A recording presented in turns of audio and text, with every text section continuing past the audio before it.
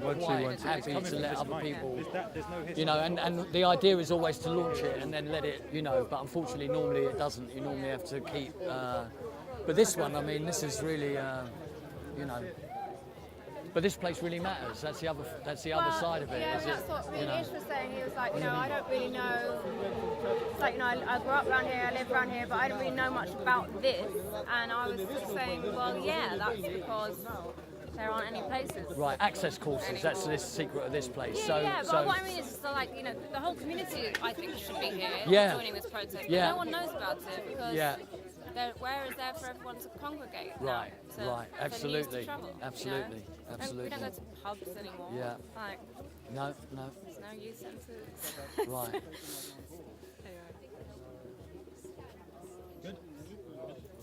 Okay. So you're going to ask me some questions and. So this is going to kind of be. Interview? Yeah, kind of, I guess. Both sides. So why don't we show you as a talking head rather than other people? I think if Ish is there, then you can kind of. We can pan to it. Yeah. You know. When Ish is talking, we can swing to Ish. So I mean, just contextualize just the. We just come down from the set right there. You just contextualize the kind of asset stripping. Mainly just film it.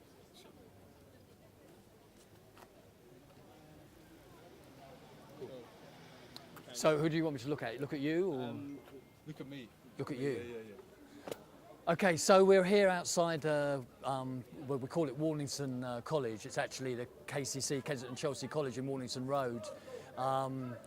It's part of a campaign to try and save the college, which is being proposed to be merged with Hammersmith and West London College.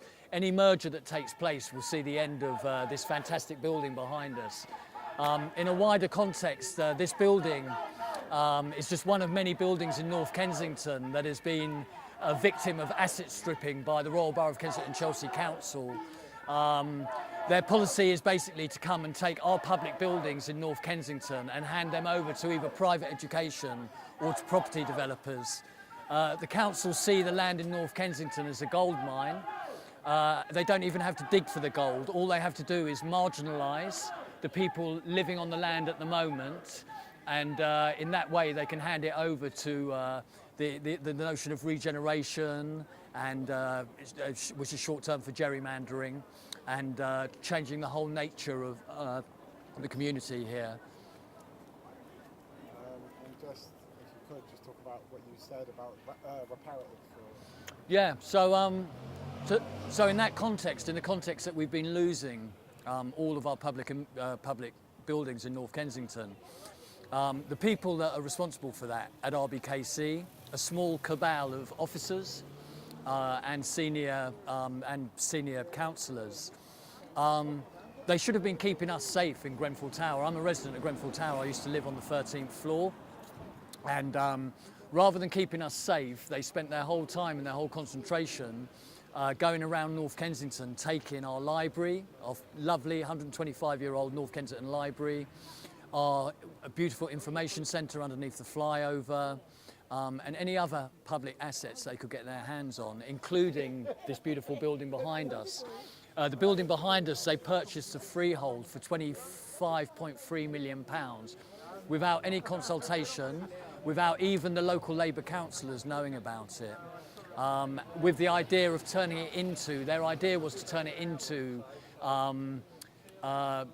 decant housing for the estates that they were regenerating, like Silchester Estate. So the idea was to turn this building into decant housing for the regenerated estates.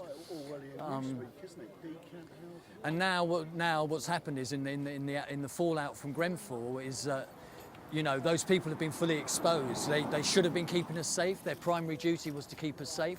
Their primary activity was asset stripping.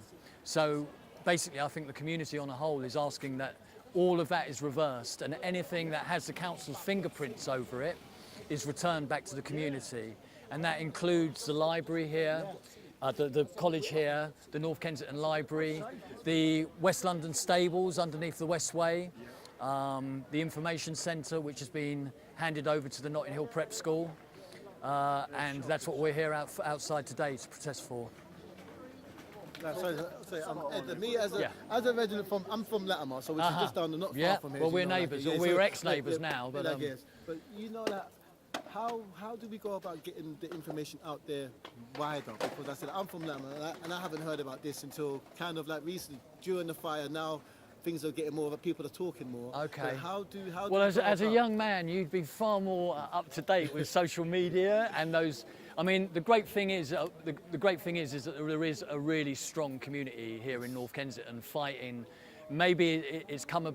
Well, it's always been there, as we all know. No, it's always been there. Like, you know, let's say it's always been there, but it just went missing. You know, I feel It like went it just missing. went You're missing. correct. I feel like And when they blocked off their estate, I feel like they kind of like split us up. You know, Yeah. like when they done to the walkways, put the barriers in it and the buzzers. Yeah. I think from that happened, Uh-huh. like, it started becoming that side and that side. You know, Definitely, like, you know, and, definitely. like, and But then- even more when Councillor Fielding Mellon joined the Westway Trust, that was, that should have been a red flag alarm for the community, because he wasn't put there to safeguard our futures. He was put there with a view of understanding what the land underneath the Westway was worth.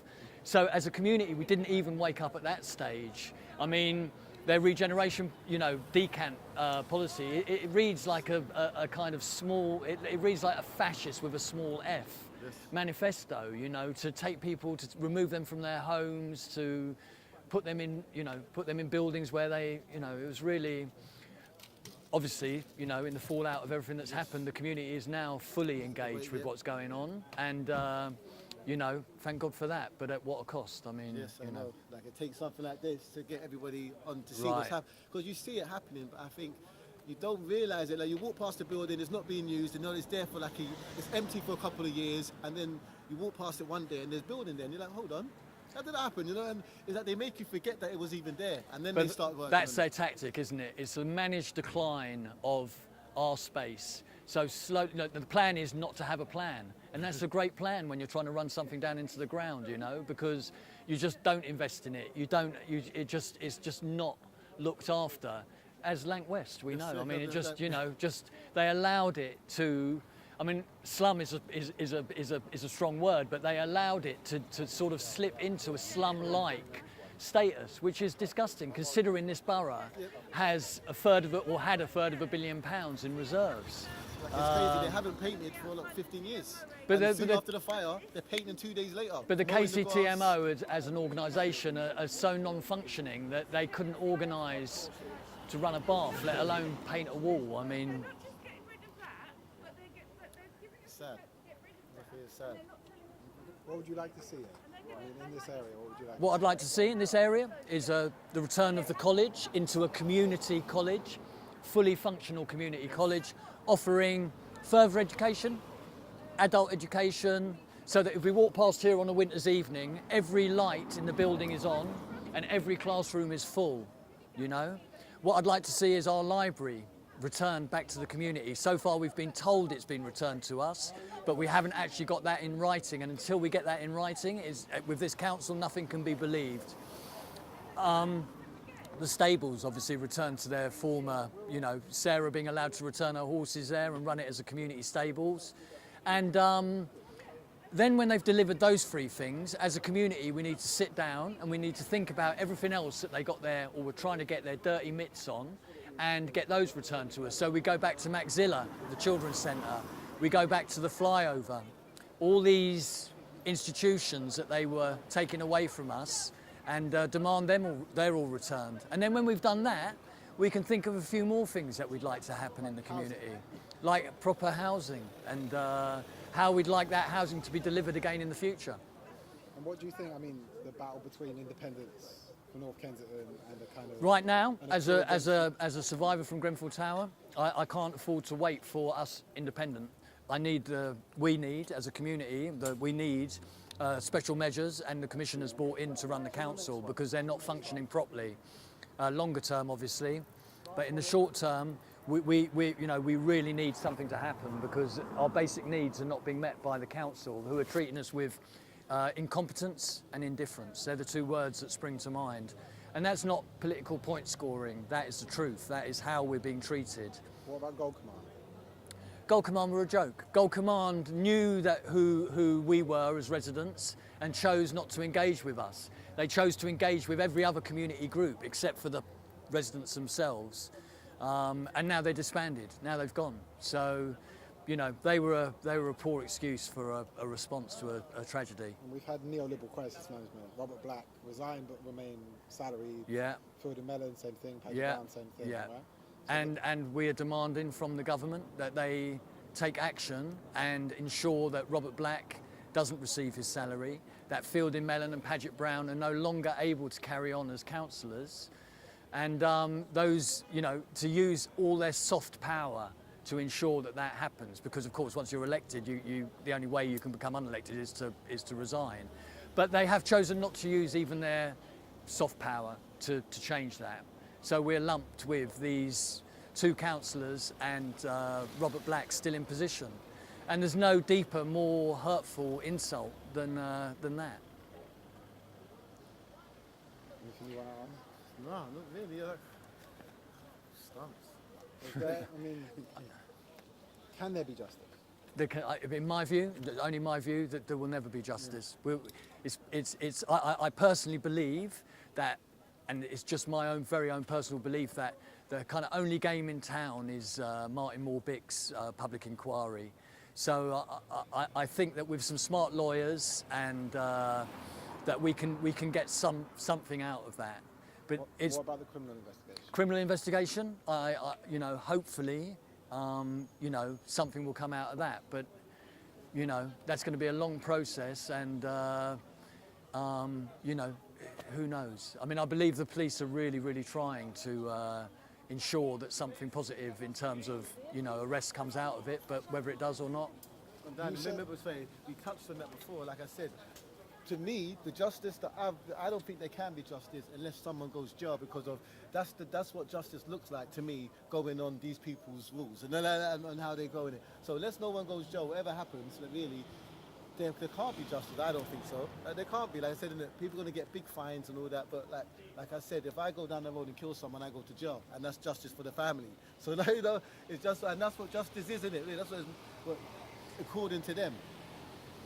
Grenfell was so violent, Yeah, so unnecessary that, you know, even if they all got 100 years and we got every college building, library back, it's never going to be remotely. Nothing. Like it's too much. Like I said, it's a lot to take in. And like I said, some people go to war and don't see, like, people don't die in the vicinity of them, innit? You know, like what we have to see and deal with, mate, like people go to war and don't see that. And then, like I said, and then for that to happen, and then there'd be no aftercare for the survivors, and then the residents around the area, mate. It's like, come on, man. Like, if the survivors have been getting dealt with how they've been getting dealt with, what do you think? How do you think they're dealing with everybody else? You know, like it's just like they don't care about the survivors. So why do they care about anybody else? You said, I mean, the police have looked at. Exchange battery. Yeah. One second, real quick. So you said the. I've got to be careful as well. Yeah. You know. We're not going to skate around it. We don't want to go into that. Because I need to really be careful what I can say a lot, but I can't say anything that's, in the you police know. investigation. Yeah. Okay. I suppose one thing is just, I want the broader context, right? I want to put the cameras looking at Westfield redevelopment and the cranes above land. Yeah. I want us to talk about the unholy trinity of the PCTMO Westway Trust.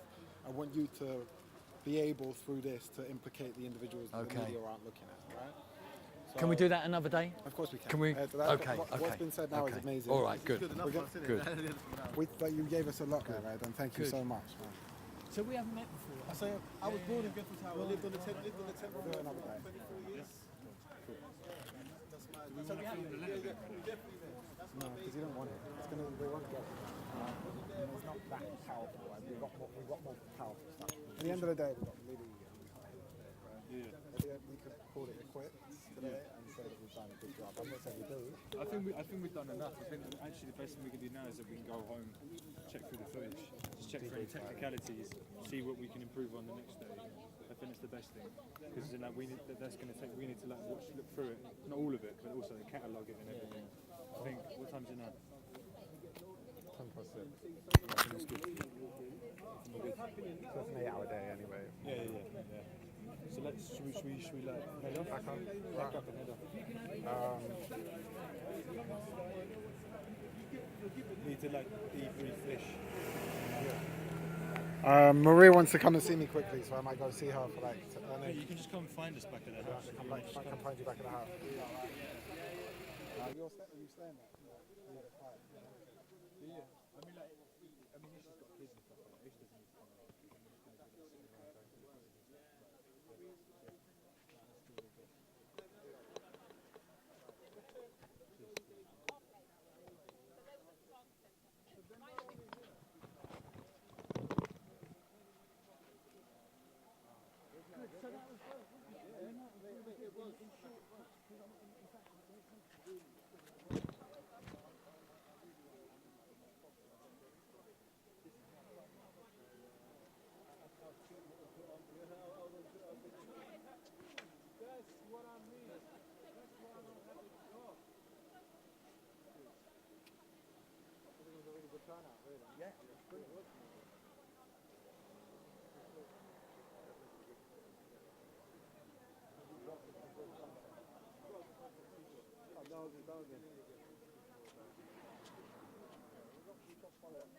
Yeah, I got a number. I got a number on that. Those are the two, like, you couldn't get too big a name.